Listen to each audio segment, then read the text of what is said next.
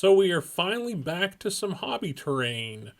This time we're going with the Battle of the Bulge as a diorama. This diorama was inspired by the Band of Brothers episode entitled Bastogne.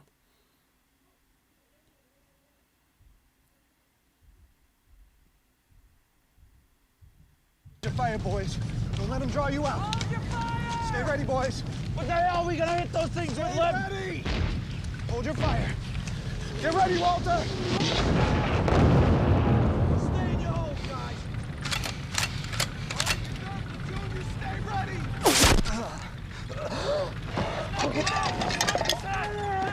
Hey, team, let's go. Come on, let's go. Go!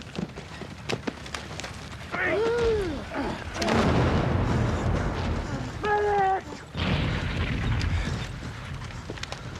Stop! Smokey. Got it, Mo. I got it. I'm keeping it for you. Smoke. I can't feel my legs, dude. Take it easy. Matt Foxwell, get the plasma now. Here they come!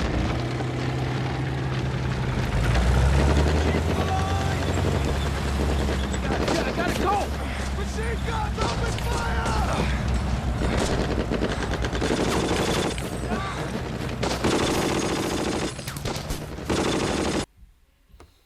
So I've been working on this diorama project for a long time in the background. There are a lot of models in this one, about 30 German Grenadiers and 20 American Airborne, as well as a King Tiger tank. I've been painting them all for about a month, a few each day before work, and now is the time to finally assemble the diorama. Right now I'm digging foxholes. This is nearing the 76th anniversary of the Battle of the Bulge, which was a German offensive in World War II. The confident Allies believed they were going to be in Berlin by Christmas, but Hitler had one final push, achieving total surprise on December 16th and bursting a hole in the Allied lines. The reason that it's called the Battle of the Bulge is because there was a big bulge on the map where the Germans broke through. This diorama is depicting the American 101st Airborne defending Bastogne, a city which was totally surrounded on all sides. The Siege of Bastogne, as it is known, lasted from December 20th to the 27th of 1944, before General Patton's Third Army broke through and relieved the 101st Division. So this diorama is depicting the line of open field between the Americans and their foxholes and the attacking Germans. I'm building this on an 1.5 inches of XPS foam that's cut into a square roughly 16 inches by 16 inches. I started out digging those foxholes for the Americans and then preparing a burned out farmhouse where the Germans will be attacking from. Once the farmhouse was painted and ready, the only thing that I hadn't pre-painted before assembly, I then used this Sculptamold compound to break up the terrain in places, to emphasize the foxholes, and break up the flatness of the ground. I really enjoy using the Sculptamold. It is a good product that is easy to use, it dries very quickly, and it is really good to work with. It sands well, and it's much better than molding with clay. So now I've taken it outside, I've used some paint, I sealed it first with some acrylic paint, and then I spray painted it with some ivory in the places where it's going to be snowy, and then some brown in the places where it's going to be dirt. And now I'm applying some snow, first using Woodland Scenic Cement, sealing it in, and then that's Woodland Scenic Snow Flock. My grandpa fought in the Battle of the Bulge. He was a supply sergeant for the 333rd Regiment of the 84th Infantry. And like so many, he had been drafted, pulled out of his job at a paint factory, and sent to war. The 84th Infantry was pulled into battle to help stop the Germans, and during the Siege of Bastogne that we're depicting here, they were fighting, liberating the town of Verdun to the north. They would fight throughout the Battle of the Bulge, finally getting a break on January 16th, 1945. So I'm applying mud paste down for the road, a muddy road that goes in between the two lines. I'm going to apply this down and then put tire tracks in this. I really like this. It's a mud paste. I can't recall who makes this. But it is a really fun product to work with. It's gooey and messy, and it looks really good on take treads.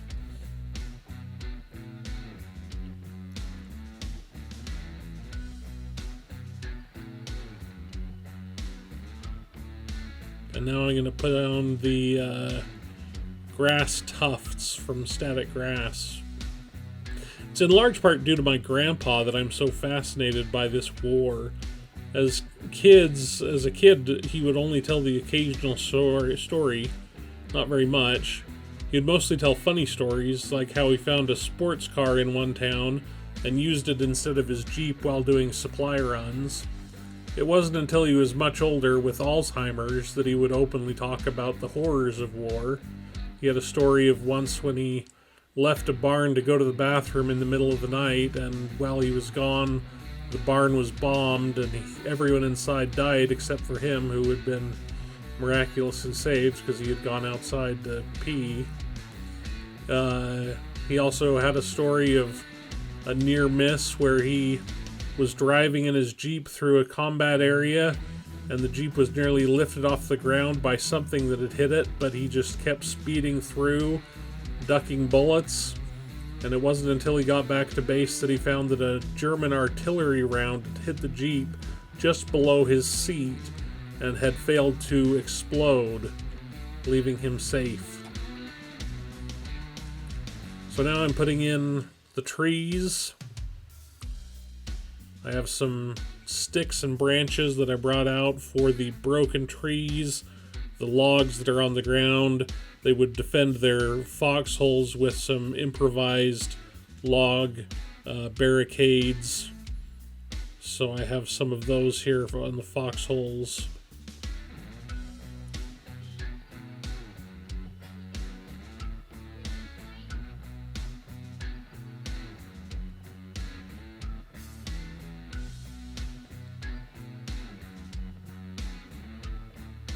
And now it's time to finally add the soldiers. Like I said, I had painted all of these beforehand. The only thing that I had to do was I hadn't based them because I wanted to take them off of their bases and attach them to the diorama. Unfortunately, the Americans were on metal bases. They're metal miniatures. The Germans were plastic, and so their feet were not attached to their bases. But the Americans were attached with metal, and it was very difficult to cut them apart with my snippers. So I had to hide the bases off for the Americans, and I did a decent job with some and not as decent a job with others. But putting them all in, this is the fun part where it kind of becomes a story. You're telling stories, putting the Americans in their foxholes, and now putting the attacking Germans over there in the farmhouse.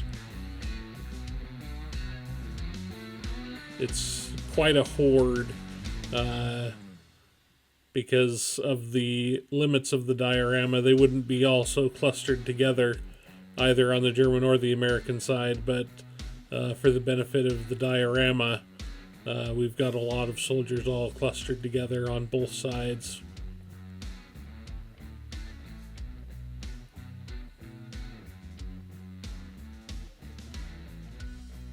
Then we're going to mount the tank in there.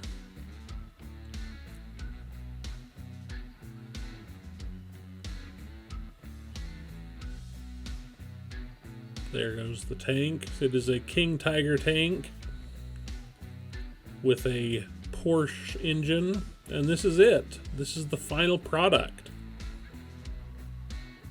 Thanks so much for watching. I appreciate you sticking with me to the end. I'm really happy with how this turned out. The Battle of the Bulge.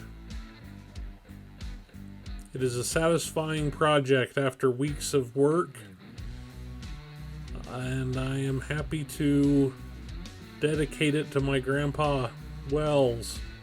and his service in the war. Anyway, thanks for watching. If you haven't already, I'd love a like and a subscribe if you're not a subscriber. We've got some more book nooks coming up and some more hobby terrain coming soon. So you can look forward to that, and I will see you next week.